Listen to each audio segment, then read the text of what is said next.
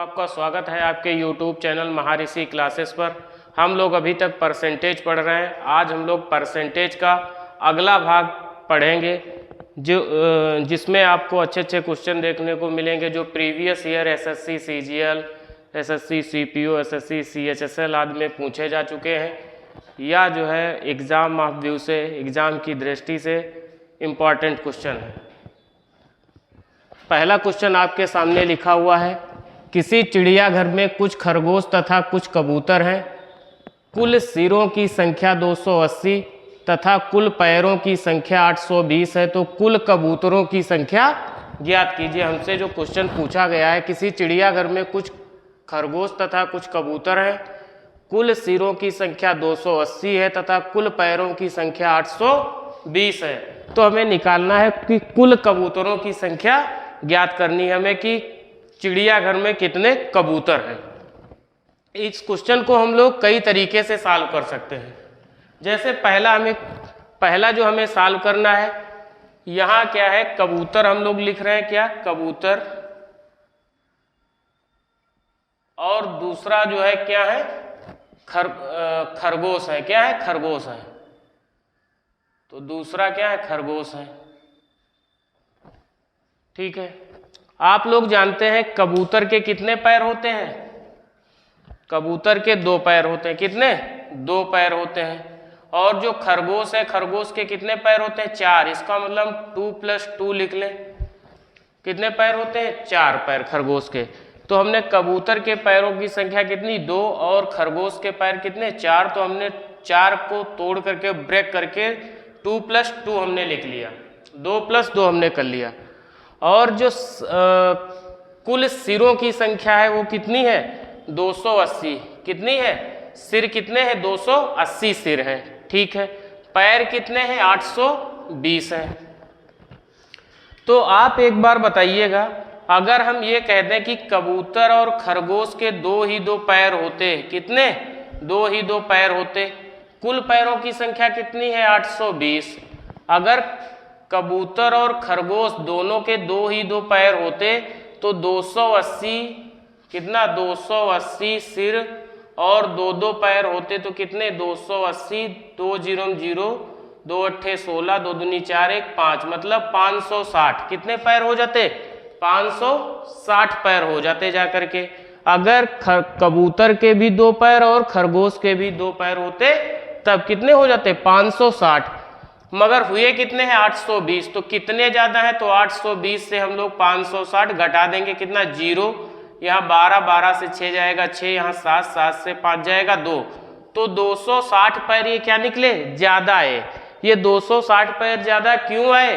क्योंकि एक खरगोश के 2 पैर एक्स्ट्रा हैं। अगर एक खरगोश के 2 पैर एक्स्ट्रा हैं तो कितने हैं? 260 खरगोश, 260 पैर हैं। क्या? 260 पैर हैं। तो एक खरगोश के अगर 2 पैर हैं तो 260 पैर कितने खरगोश के हो जाएंगे? तो 260/2 मतलब 130। तो कितने खरगोशों के? 130 के। तो हम कह सकते हैं कि जो खरगोश की संख्या है वो कितनी है? 130 है। और कुल कितनी थी? सिर कितने थे? तो 280। अगर 130 उसमें से खरगोश है तो कबूतर की संख्या की कितनी हो गई? 280 - 130, तो 0, 5 और 1। तो कबूतर की संख्या कितनी हो गई? 150, और खरगोश की संख्या कितनी हो गई? 130। दूसरा इस क्वेश्चन को हम लोग कैसे लगा सकते थे? दूसरा इस क्वेश्चन को हम लोग एलिगेशन से लगा सकते थे, मतलब मिश्रण विधि से। कैसे? हम लोग देखते हैं टोटल पैर कितने हैं। पहले तो हम लोग लिख लें कबूतर, और फिर क्या? खरगोश।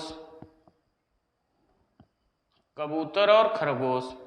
कबूतर के कितने पैर होते हैं? 2, और खरगोश के कितने पैर होते हैं? 4। और टोटल जो सिरों की संख्या दी है, सिर कितने हैं? सिरों की संख्या दी है 280, और कुल पैर जो दिए हैं वो कितने दिए हैं? कुल पैर, तो पैर कुल मिला करके कितने हैं? 820 पैर हैं। तो हम एलिगेशन से लगाएंगे तो 280 सिर है। हम एक बार मान लें कि कबूतर पूरी जो है 280 के 280 कबूतर है, तो 280 को हम 2 से मल्टीप्लाई करेंगे तो कितना हो जाएगा 560 पैर। फिर कितने, अगर खरगोश के एक के 4 पैर हैं तो हम एक बार मान लें कि 280 का 280 ये क्या है, खरगोश है, तो हम क्या करेंगे इसको 4 से मल्टीप्लाई करेंगे। 4 0 0, 4 8 32 के 2, 4 दूनी 8 और 3 11, कितना 1120, और टोटल पैर कितने हैं 820, तो इसको हम 820 यहाँ रखेंगे और इसका एलिगेशन बना लेंगे। जब एलिगेशन बना रहे होंगे तो हमें बड़ी संख्या से छोटी संख्या हमेशा घटानी, बड़ी संख्या से छोटी संख्या घटानी है। तो इधर 0 का 0 हो जाएगा, 2 से 2 जाएगा 0 हो जाएगा। अब यहाँ पर कितना 11 मतलब 1 है, यहाँ से लेंगे तो 11 हो जाएगा, 11 से 8 जाएगा तो 3 हो जाएगा। इधर जब हम घटा रहे होंगे तो 0 से 0 12 हो जाएगा, 12 से 6 जाएंगे कितना 6 बचेगा, यहाँ कितने बचे 7, 7 से 5 जाएगा तो 2। तो हमारे पास जो सिरों का अनुपात, इनका अनुपात निकल करके आया सिरों का, वो कितना 300 और 260 का अनुपात। तो हम इसको सॉल्व कर रहे होंगे, इस 0 से ये 0 कट जाएंगे, 2 से 15 बार कट जाएगा और 2 से 13 बार कट जाएगा। तो सिरों का अनुपात क्या बन के आ गया, हमारे पास सिरों का अनुपात बन के आ गया 15:13। तो 15:13 मतलब ये 280 जो सिर है ये किस अनुपात में होंगे 15:13 के। कबूतर का कितना 15 अनुपात है, जबकि खरगोश का कितना अनुपात है 13 है। तो 15 और 13 कितना होता है 28। तो 28 यूनिट बराबर किसके 280 के, तो 1 यूनिट बराबर किसके, यहाँ से काट देंगे 10 हो जाएगा, 1 यूनिट बराबर 10। तो 13 यूनिट बराबर किसके हो जाएगा 13 गुणे 10 मतलब 130, और 15 का कितना 15 गुणे 10 मतलब 150। तो हम कह सकते हैं कि कबूतरों की जो संख्या रही होगी वो 150 रही होगी और खरगोश की जो संख्या रही होगी वो 130 रही होगी। अगला इस क्वेश्चन को करने का एक और तरीका है, शार्ट है, फार्मूला है, अगर आप उसको नोट करना चाहें तो वो भी आप कर सकते हैं। आपको अगर 4 पैर वाले जानवरों की संख्या निकालनी, जैसे आपके पास 2 पैर वाले जानवर दिए हैं और 4 पैर वाले दिए हैं, तो आपको अगर 4 पैर वाले जानवरों की संख्या मालूम करनी है तो आप डायरेक्ट कैसे मालूम कर सकते हो, आप लिख सकते हो 4 पैर वाले जानवरों की संख्या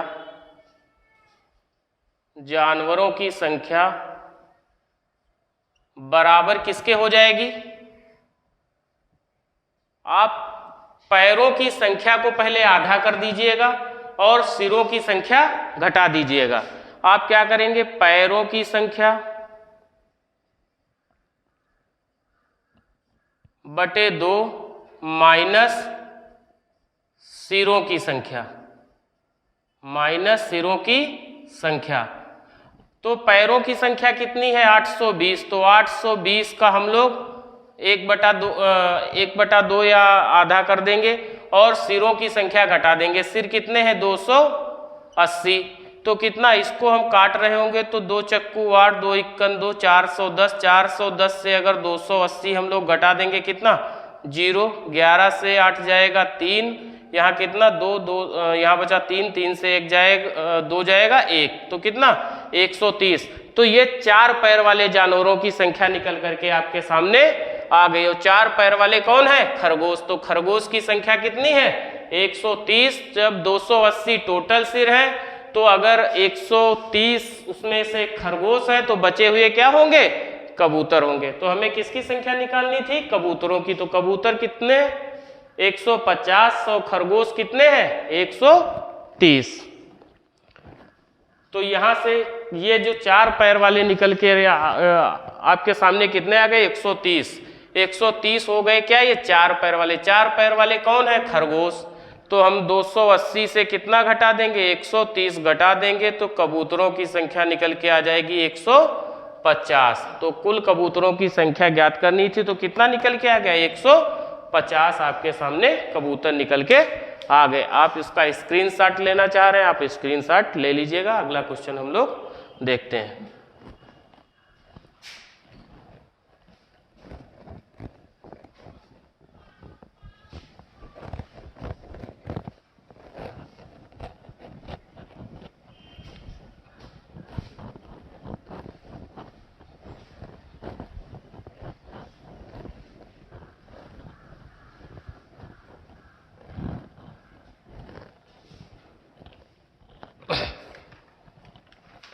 अगला क्वेश्चन है,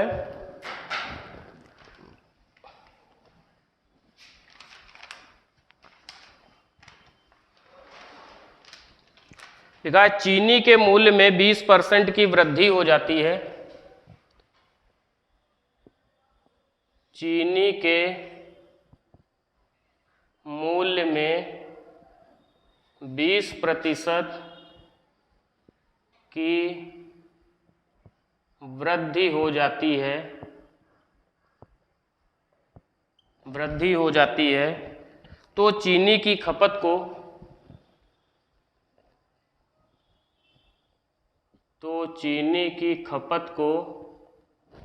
तो चीनी की खपत को कितना प्रतिशत कम करना होगा, कितना प्रतिशत कम करना होगा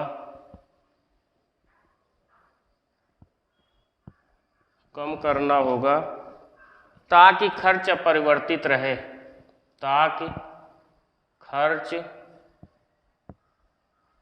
अपरिवर्तित रहे।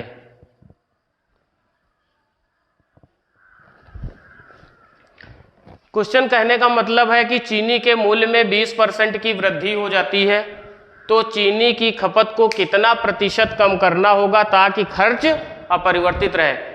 एक जैसे आपके घर में चीनी आई तो चीनी का मूल्य क्या हो गया, ज़्यादा हो गया, तो आप ये सोच रहे हैं कि हमारा खर्चा जो है जैसे पहले हो रहा था वैसे अब भी हो, तो आपको खपत में पहले मान लो कि आपके वहाँ पहले आलू आते थे 5 रुपए किलो या 10 रुपए किलो, 20 रुपए किलो, इस हिसाब से आ रहे थे 20 रुपए किलो। अब रेट उसकी बढ़ करके हो गई 25 रुपए किलो, और आप कह रहे हैं कि हमारे वहाँ जितना रुपए का आलू आता था, जितने का खर्चा था, उतना ही आज भी रहे।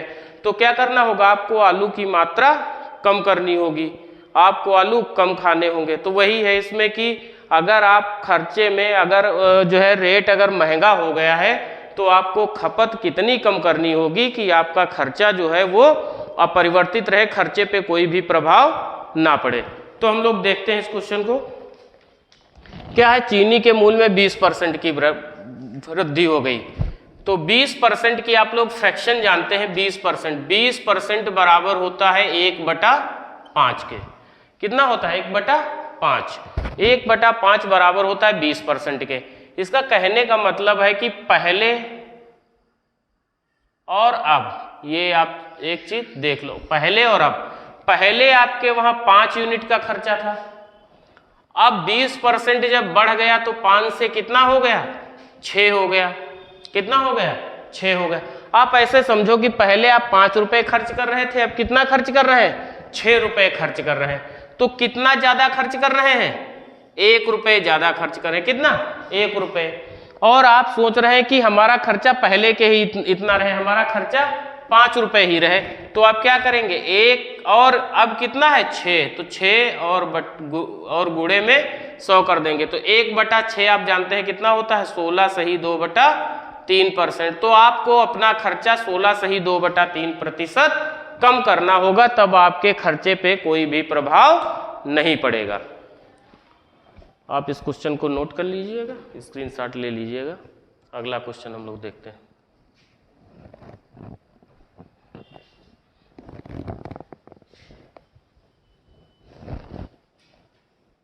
अगला क्वेश्चन है, अगला क्वेश्चन कह रहा है पेट्रोल के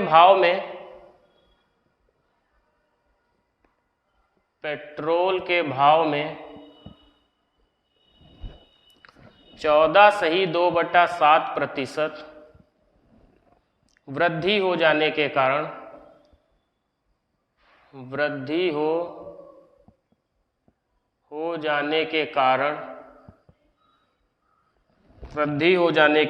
एक व्यक्ति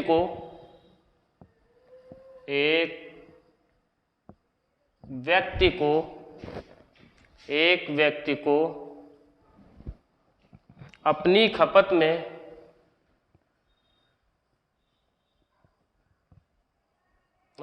खपत में कितने प्रतिशत कमी कर देनी चाहिए, कितने प्रतिशत कमी कर देनी चाहिए जिससे कि उसका खर्चा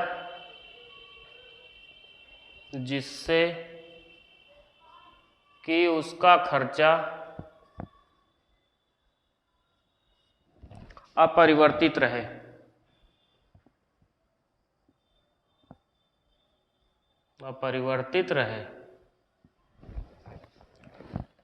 हम लोगों के सामने जो क्वेश्चन कह रहा है, पेट्रोल के भाव में 14.2/7% वृद्धि हो जाने के कारण एक व्यक्ति को अपनी खपत में कितने प्रतिशत कमी कर देनी चाहिए जिससे कि उसका खर्चा अपरिवर्तित रहे।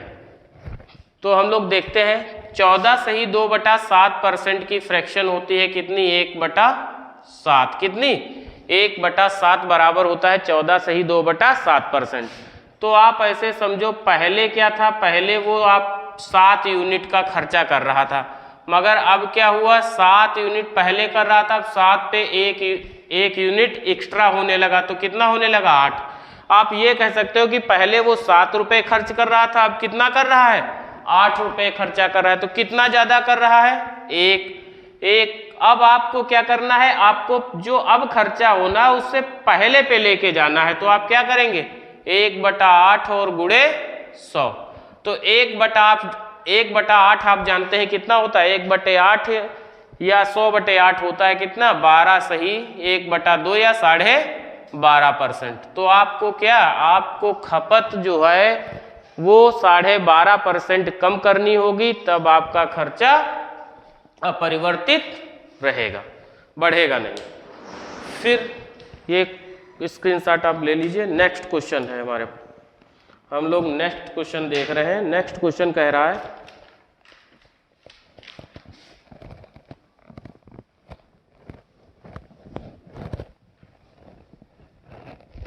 नेक्स्ट क्वेश्चन है, चीनी का मूल्य 30% घटता है। नेक्स्ट क्वेश्चन है, चीनी का मूल्य 30% घटता है, उसकी खपत कितनी प्रतिशत बढ़ाई जाए, उसकी खपत कितने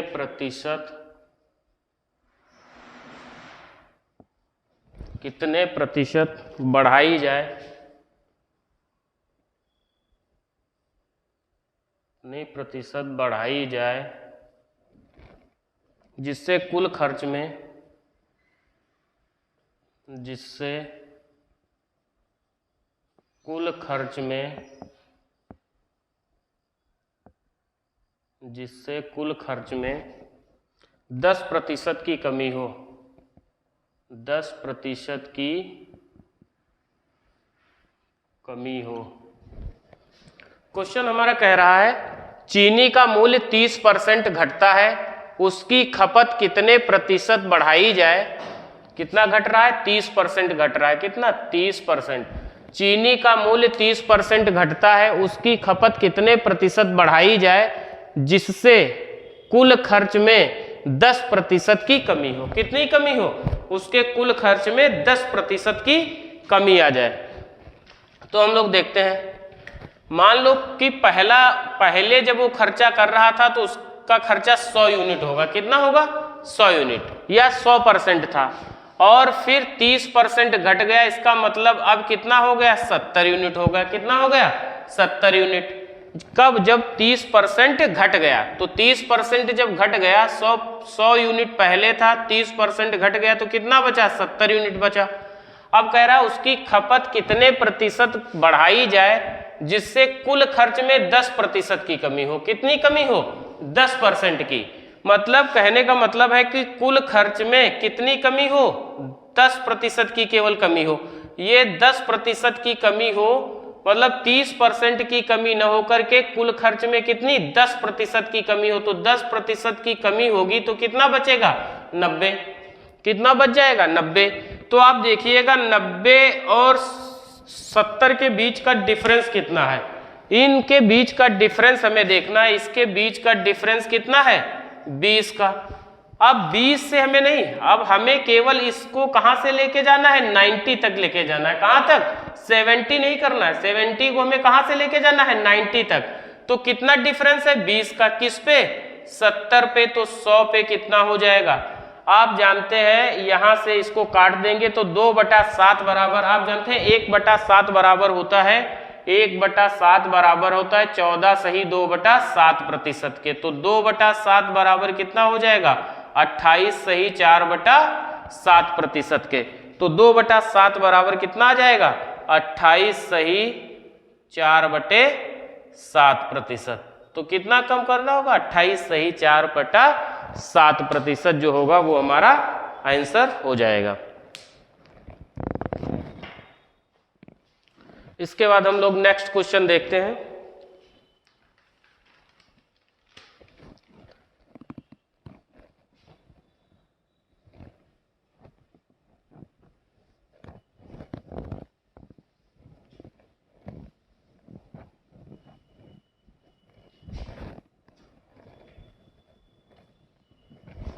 नेक्स्ट क्वेश्चन है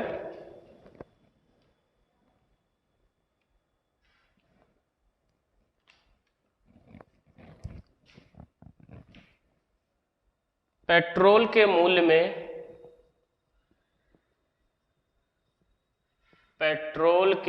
में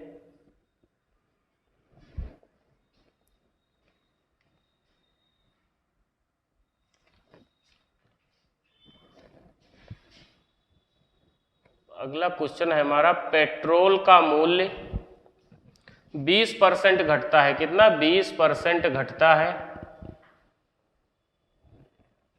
उसकी खपत कितनी प्रतिशत बढ़ाई जाए, उसकी खपत कितने प्रतिशत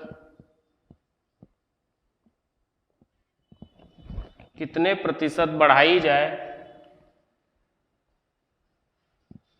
कितने प्रतिशत बढ़ाई जाए जिससे कुल खर्च में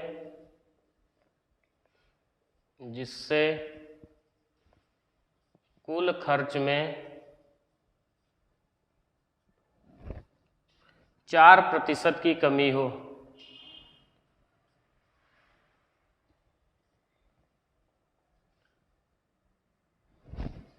क्या क्वेश्चन है, पेट्रोल का मूल्य 20% घटता है, उसकी खपत कितने प्रतिशत बढ़ाई जाए जिससे कुल खर्च में 4% की कमी हो। कितनी कमी हो 4% की कमी हो। तो क्या है 100 यूनिट रहा होगा, 100 यूनिट में 20% अगर घट गया तो कितना बचा 80 बचा। अब हमें जो खपत कम करनी है, खपत कितने प्रतिशत बढ़ाई जाए जिससे कुल खर्च में 4% की ही कमी हो। कितनी कमी हो 4% की ही कमी हो। इस 100 की जगह पर कितना 4% कम हो, मतलब 96 हो जाए। तो आप देखिएगा कि 80 और 96 के बीच का डिफरेंस कितना है, इसके बीच का डिफरेंस कितना है 16 का। किस पे 80 पे। तो 100 पे कितना हो जाएगा, तो 16 पंचे 80, 100/5 कितना होता है 20%। कितना होता है 20%। यही हमारा 20% आंसर हो जाएगा। इसके बाद हम लोग नेक्स्ट क्वेश्चन देखते हैं। नेक्स्ट क्वेश्चन है हम लोगों के पास,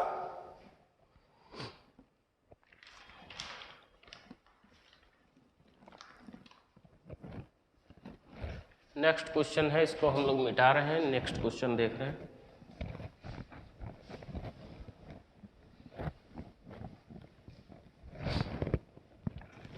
नेक्स्ट क्वेश्चन है, डीजल की कीमत, क्या कह रहा है, डीजल की कीमत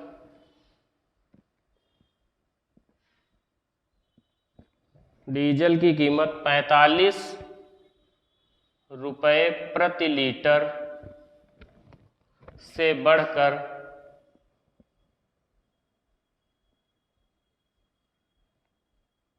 50 रुपये प्रति लीटर हो जाती है।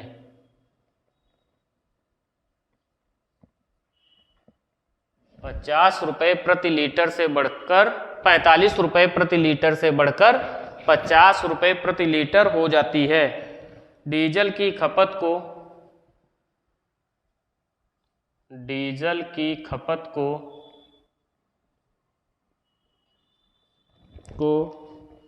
कितना प्रतिशत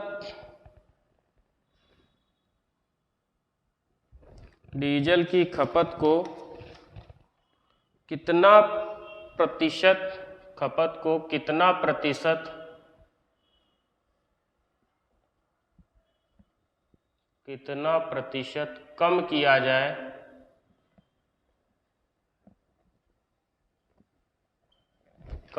जाए कि व्यय में केवल 5% तक बढ़े। कितना प्रतिशत कम किया जाए कि व्यय केवल 5% ही बढ़े। क्या कह रहा है? डीजल की कीमत 45 रुपए प्रति लीटर से बढ़कर 50 रुपए प्रति लीटर हो जाती है। डीजल की खपत को कितना प्रतिशत कम किया जाए कि वह केवल 5% ही बढ़े। वह कितना बढ़े? केवल 5% ही बढ़े। तो हमें क्या है? व्यय कह रहा है, व्यय कितना बढ़े? केवल 5% ही बढ़े। तो व्यय जो होता है ना, आप जानते हैं E बराबर होता है किसके? P इंटू C के। E मतलब एक्सपेंडिचर,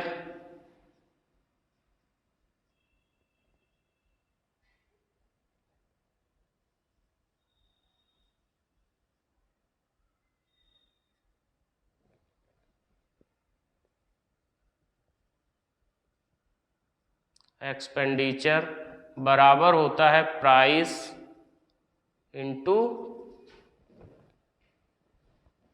मूल्य गुणे खपत, कंजप्शन।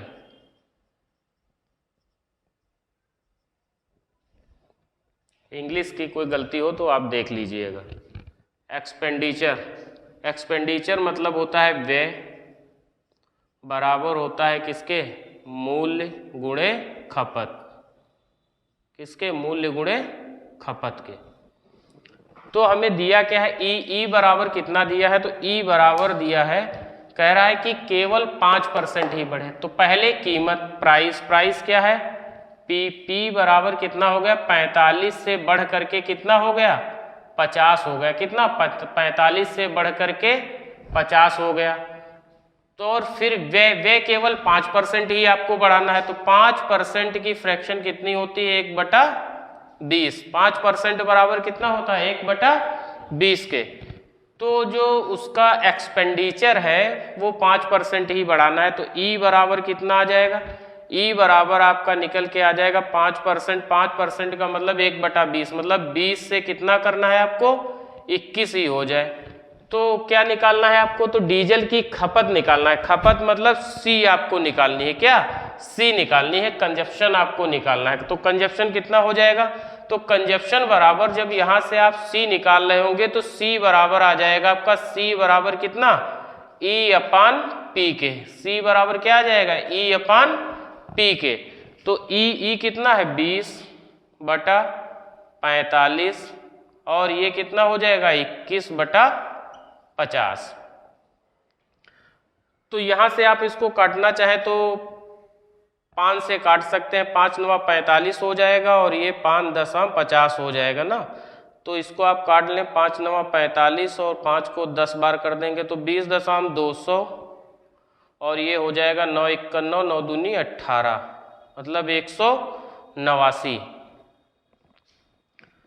तो डीजल की खपत को कितना कम किया जाए?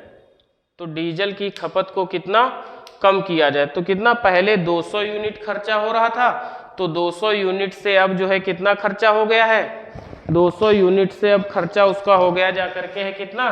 189 यूनिट। कितना हो गया? 189 यूनिट। तो कितना कम हुआ? कितना यहाँ पर कम हो रहा है? यहाँ पर कितना कम हो रहा है? 11 यूनिट। कितना कम हो रहा है? 11 यूनिट। तो यहाँ पर जो कमी आई है वो कितनी आई है? 11 यूनिट की। 11 यूनिट की कमी आई है कितने पे? 200 पे। तो इसको हम इधर लिख देंगे 11 यूनिट की कमी आई है कितने पे? 200 पे। तो 100 पे कितना हो जाएगा? यहाँ से इसको काट देंगे, यहाँ से इसको, तो कितना आ जाएगा? 11/2 मतलब 5.5%। कितना आ जाएगा? 5.5%। यही आपका आंसर आ जाएगा। इसके बाद हम लोग इसको आप नोट कर लीजिएगा या स्क्रीनशॉट ले लीजिएगा। इसके बाद हम लोग नेक्स्ट क्वेश्चन कर रहे हैं। 200 और 189 के बीच में जो डिफरेंस है वो कितना है? 11 का डिफरेंस है। कितना? 11 का जो डिफरेंस आ रहा है, यही 11 कम हो रहा है किस पे? 200 पे। तो 11 कम हो रहा है 200 पे, तो 100 पे कितना? तो 11/200 गुणे 100, तो हम काट लेंगे तो कितना? 5.5% हमारा आंसर आ जाएगा। इसके बाद अगला क्वेश्चन हम लोग देख रहे हैं। अगला क्वेश्चन है हमारा, इसको मिटा रहे हैं।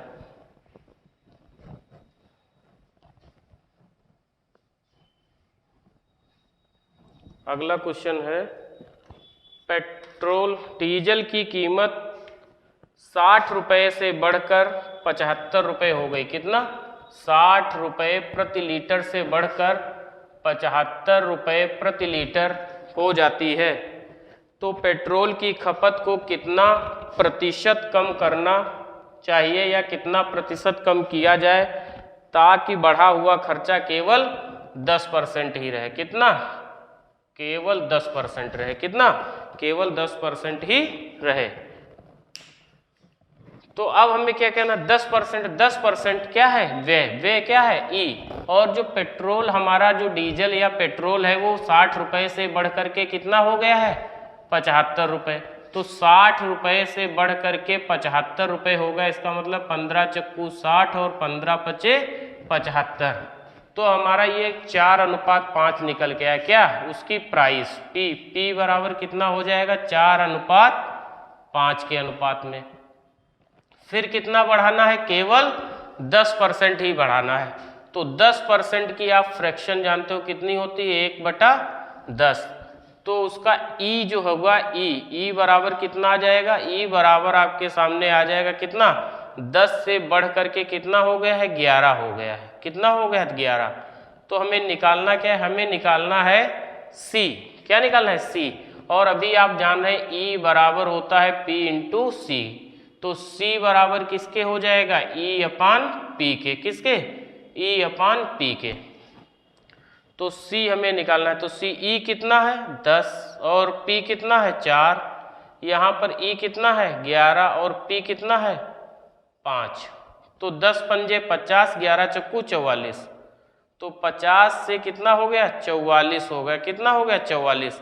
तो कितने का यहाँ पर आ रहा है? 9 का। या आप इसको 2 से करके इसको 25 कर सकते हैं और इसको 22 कर सकते हैं। या आप ऐसे कर लो, यहाँ पे कितना कम हुआ? 50 पहले था, 44 बचा, तो कितना कम हुआ? 6 यूनिट। 6 यूनिट कम हुआ किस पे? 50 पे। तो 100 पे कितना कम हो जाएगा? 50 दूना 100, तो 6 दूनी 12%। कितना? 12% हमारा आंसर आ जाएगा। कितना आंसर आ जाएगा हमारा? 12%।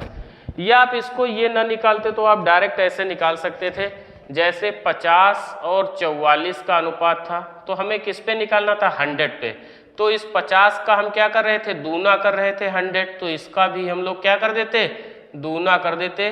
तो कितना आ जाता? 2 से मल्टीप्लाई कर देते तो ये 88 आ जाता। तो इसके 100 से ये कितना हो जाता? 88। तो कितने परसेंट कम हुआ? 12%। तो 12% हम डायरेक्ट यहाँ से लिख सकते थे। कितना? 12% हम ऐसे ही डायरेक्ट लिख सकते थे। अगला क्वेश्चन हम लोग देखते हैं।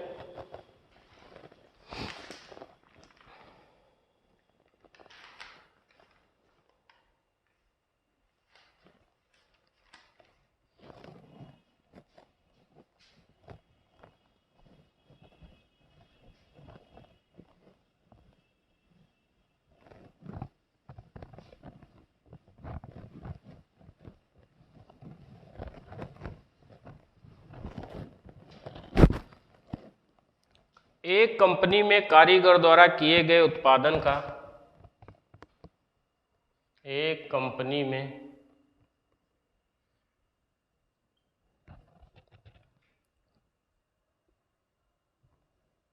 कंपनी में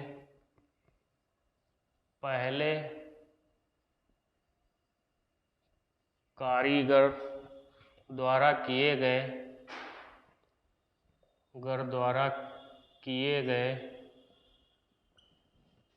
उत्पादन का 40% दूसरे कारीगर द्वारा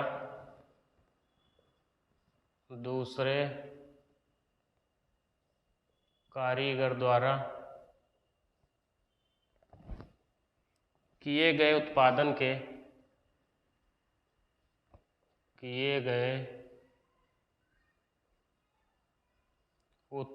के 60% के बराबर है। 60% के बराबर है। यदि दूसरा कारीगर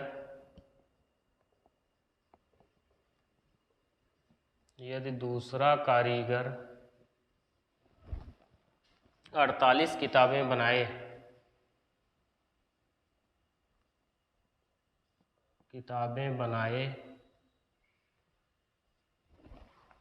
तो पहला कारीगर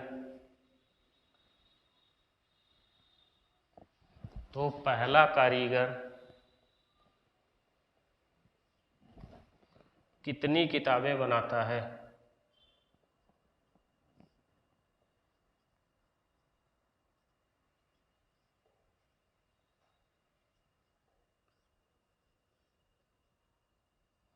पहला कारीगर कितनी किताबें बनाता है? हमारे सामने क्वेश्चन दिया है, एक कंपनी में पहले कारीगर द्वारा किए गए उत्पादन का 40% दूसरे कारीगर द्वारा किए गए उत्पादन के 60% के बराबर है। यदि दूसरा कारीगर 48 किताबें बनाए तो पहला कारीगर कितनी किताबें बनाता है? ठीक है, हम लोग इसको सॉल्व कर रहे हैं। हमने मान लिया कि पहला कारीगर X किताबें बनाता है। कितना? पहला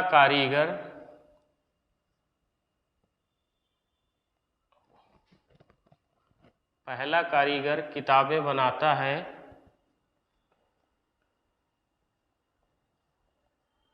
X और दूसरा कारीगर किताबें बनाता है कितनी? Y। और Y की आपके सामने वैल्यू भी दे रखी है कितनी? 48। Y बराबर कितना दे रखा है? 48 किताबें। कितनी? 48। Y बराबर 48 किताबें भी उसने दे रखी हैं आपको। तो हम क्या करेंगे? पहला X का 40%, किसका? X का 40%। 40% की फ्रैक्शन कितनी होती है? 40% बराबर होता है 20% बराबर होता है 1/5 के, तो 40% बराबर 2/5 के, और 60% बराबर होता है 3/5 के। तो पहले का 40% मतलब X का 40% मतलब 2/5 बराबर है किसके? Y के 3/5 के। किसके? Y के 3/5 के।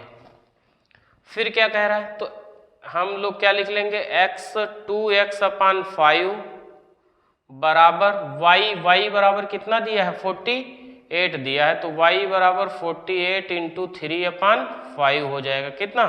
3/5। तो आप एक चीज देख रहे होंगे, यहाँ पर जब आप इसको सॉल्व करेंगे तो 5 से ये वाला 5 आपका कट जाएगा।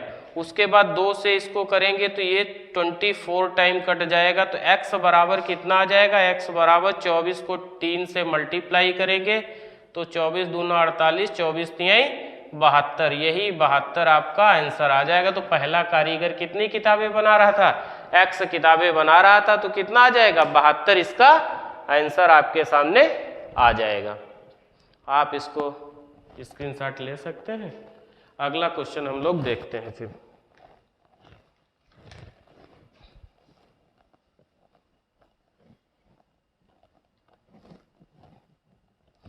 अगला क्वेश्चन है,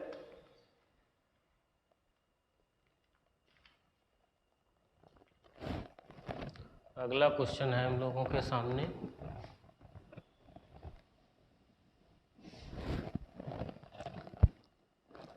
एक आदमी के दैनिक उत्पादन का, एक आदमी के दैनिक उत्पादन का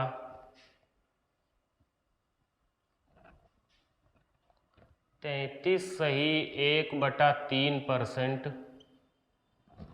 दूसरे आदमी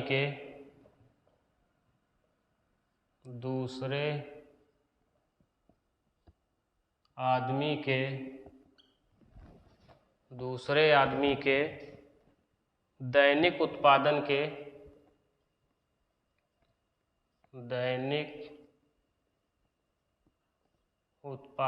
के 50% के बराबर है। 50% के बराबर है। यदि दूसरा आदमी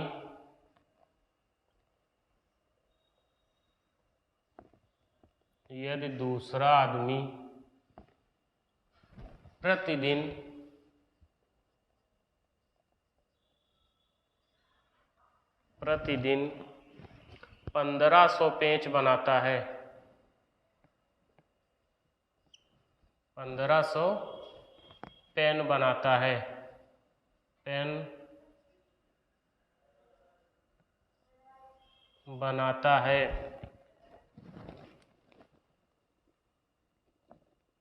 तो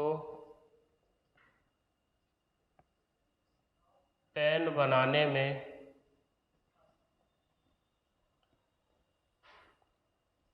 पहले आदमी का उत्पादन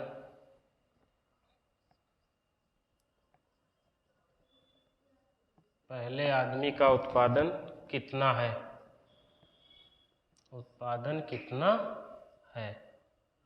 हमसे क्वेश्चन क्या कह रहा है? कह रहा है एक आदमी के दैनिक उत्पादन का 33.1/3% दूसरे आदमी के दैनिक उत्पादन के 50% के बराबर है। यदि दूसरा आदमी प्रतिदिन 1500 पेन बनाता है तो पेन बनाने में पहले आदमी का उत्पादन कितना है? तो हम क्या करेंगे, पहले आदमी का हमने मान लिया x है, पहला आदमी x तथा दूसरा आदमी y, कितना y बनाता है। पहला आदमी x बनाता है और दूसरा आदमी y पेन बनाता है।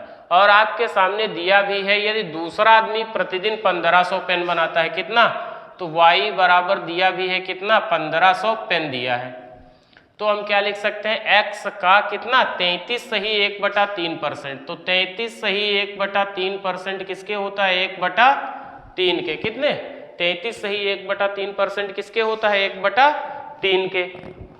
और 50% बराबर किसके होता है, 1/2 के। किसके, 1/2 के। तो हम क्या लिख सकते हैं, x का 1/3 बराबर y के कितने 50, मतलब 1/2 के। तो x/3 बराबर y बराबर कितना है 1500 और गुणे 1/2। तो जो हम इसको काट रहे होंगे, इसको सॉल्व करेंगे तो 2 से अगर हम इसको काट रहे होंगे, इधर हम लोग काट के देखते हैं, x/3 बराबर 1500 गुणे 1/2। तो 2 से काटेंगे तो 2 सत्ते 14, 2 पंचे 10, 750 आ जाएगा काटने पे। तो x बराबर हो जाएगा 750 गुणे 3। तो 3 0 0, 3 पंजे 15, 3 सत्ते 21 और 1 22। तो दूसरा वाला कितना बनाता होगा 2250 पेन जो है, पहला वाला कितना 2250 पेन बनाता है और दूसरा आपके सामने लिखा है कितने 1500 पेन बनाता होगा। इसके बाद हम लोग अगला एक नेक्स्ट क्वेश्चन देखते हैं। आप इसको कर लीजिएगा, स्क्रीनशॉट आप इसका ले लीजिएगा। हम लोग दूसरा क्वेश्चन देख रहे हैं। दूसरा क्वेश्चन है हमारे सामने, एक व्यक्ति अपनी आय का 60% खर्च करता है। इसको मिटा रहे हैं। दूसरा क्वेश्चन हम लोग देख रहे हैं क्या है।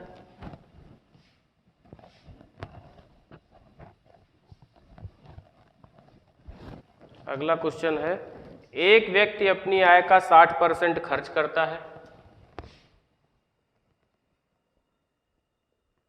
एक व्यक्ति अपनी आय का 60% खर्च करता है। यदि व्यक्ति की आय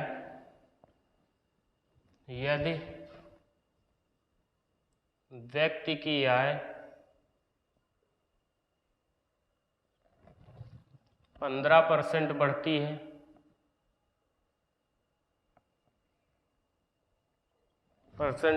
है, तथा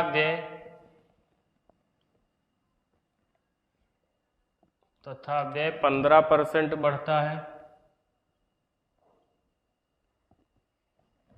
15% बढ़ता है, तो बचत में प्रतिशत परिवर्तन ज्ञात कीजिए। तो बचत में प्रतिशत परिवर्तन ज्ञात कीजिए।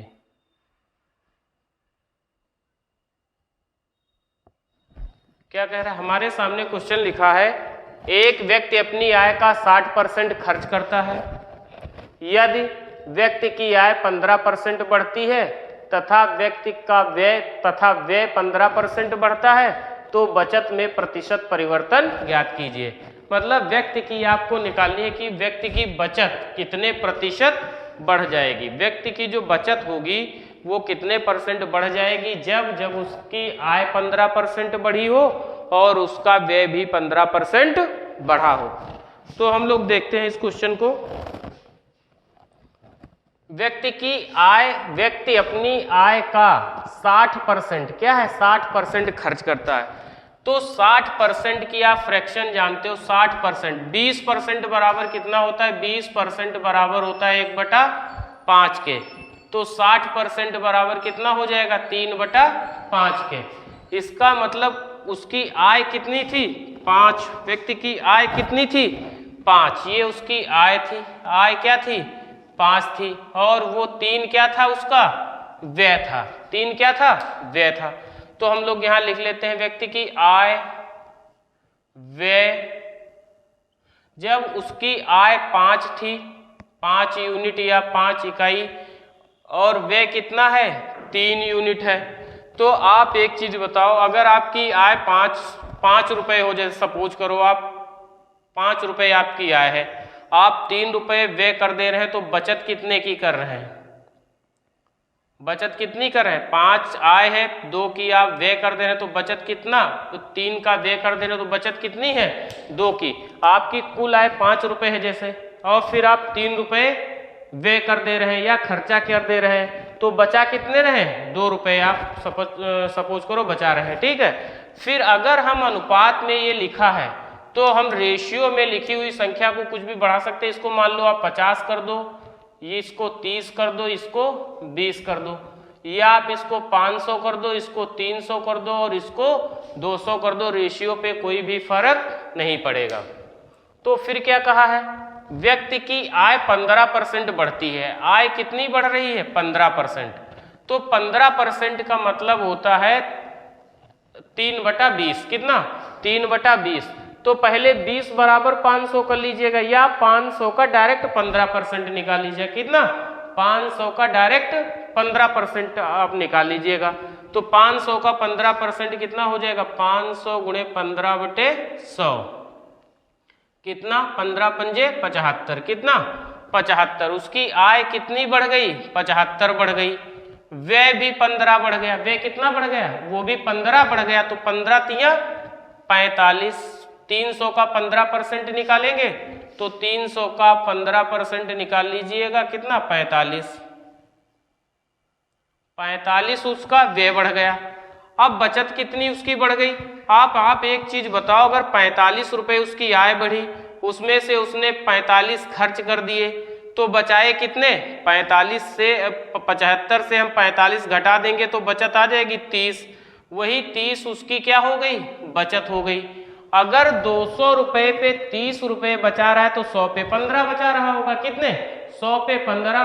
तो 100 पर ही किसी वस्तु की गणना करते हैं तो क्या कहलाता है? परसेंटेज। तो कितना आ जाएगा? 15%। या आप ऐसे कर लीजिएगा 300 बटा 200 और गुणे में 100। तो 2 जीरो से यहाँ 2 जीरो कट जाएंगे, इससे हम कर देंगे तो पक्की कितना? 15। तो कितनी आय उसकी बढ़ गई होगी? वो भी 15% का परिवर्तन उसकी बचत में हुआ होगा। बचत में कितना परिवर्तन हुआ होगा? 15% का। इसमें रेशियो में आप कुछ भी ले सकते हैं। यहाँ पे आप 50 ले सकते थे, 30 ले सकते थे, 20 ले सकते थे, रेशियो पे कोई भी फर्क नहीं पड़ेगा। और आप अगर ऐसे इस क्वेश्चन को सॉल्व कर रहे हैं, पहले आय 500 थी, अब 75 15% बढ़ गई, 75 हो गई, फिर आप 500 में 75 ऐड करो, 575 लिखो।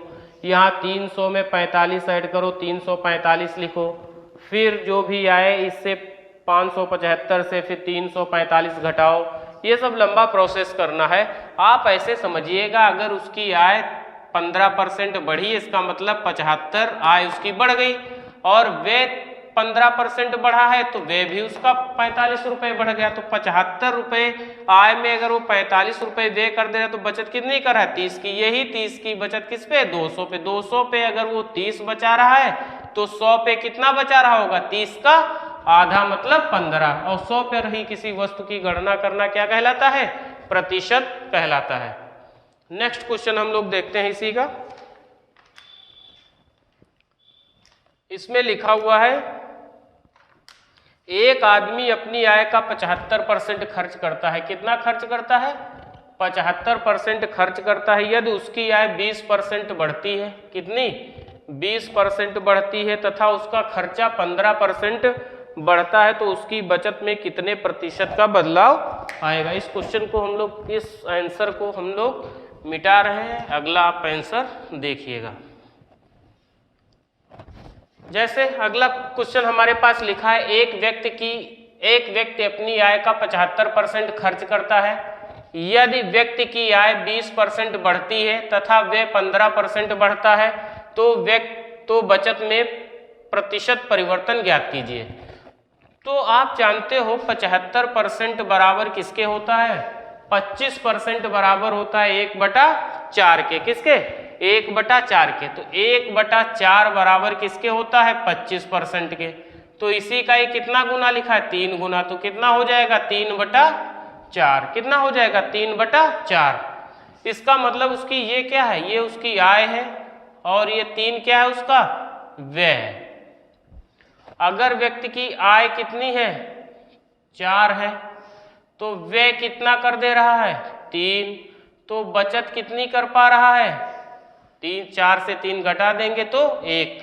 तो हम ये लिख सकते हैं, यहाँ पर हम लोग इसको 400, 300 या 100 बना सकते हैं। 400, 300 या 100 भी बना लो। अब क्या कह रहा है? उसकी आय 20% बढ़ती है। कितनी? 20%। तो 400 का 20% कितना होता है?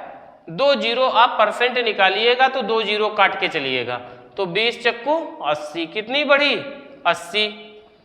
और आप अगर न निकाल पा रहे हो तो आप ऐसे 400 का 20% आप निकालिएगा। 400 का 20%, ये 2 जीरो कट गए, ये 2 जीरो, कितना? 80 आ जाएगा। या 400 का 20% आपको बढ़ाना, 20% बराबर कितना होता है? 1/5 के। तो 5 से बढ़ करके कितनी हो गई? 6 हो गई जा करके। तो 5 यूनिट बराबर 400 के। तो 1 यूनिट की वैल्यू निकालिएगा और फिर 6 यूनिट की वैल्यू निकालिएगा। उस तरह से करने से अगर आपको डायरेक्ट दे रहा है 20%, तो 400 का 20% कितना होता है? 80। और वे 15% बढ़ जाता है। 15% का मतलब 300 का 15% कितना हो जाएगा? 15 तिया 45 रुपये बढ़ जा रहा है। तो आप बताइएगा कि व्यय कितना हो गया? आय कितनी थी? 80। तो व्यय कितना था? 45। तो कितने रुपए व्यय यहाँ पर उसकी बचत बढ़ी? तो 80 से अगर हम 45 घटा देंगे, 45 5 50 30 80, इसका मतलब ये कितना आ जाएगा? 35। कितना? 35। तो 100 पे अब कितने? 35 रुपये वो बचत करने लगा। और 100 पर ही किसी वस्तु की गणना करना क्या कहलाता है? प्रतिशत। या आप ऐसे लिख लीजिएगा 35/100, 35/100 और गुणे 100, ये 100 से 100 कट जाएंगे तो कितना आ जाएगा 35%। ये आप डायरेक्ट समझिएगा, 100 पे अगर 35 बढ़ रहा है तो कितना 35% बढ़ गया होगा। ये क्वेश्चन आप देख लीजिएगा। इसके बाद हम लोग एक नेक्स्ट क्वेश्चन करते हैं।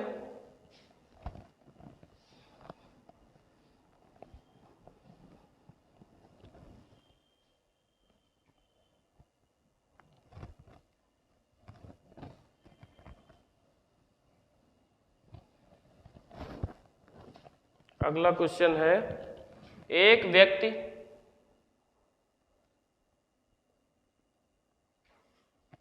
एक व्यक्ति 13,500 रुपये आय में से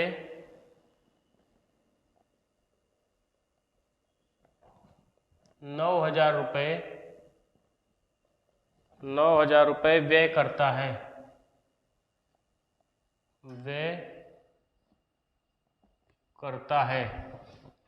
क्या है, एक व्यक्ति 13,500 रुपये आय में से 9,000 रुपये व्यय करता है। यदि आय तथा व्यय में 13% तथा 9% वृद्धि हो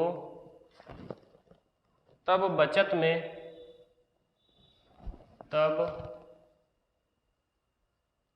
बचत में प्रतिशत परिवर्तन ज्ञात कीजिए। बचत में प्रतिशत परिवर्तन ज्ञात कीजिए।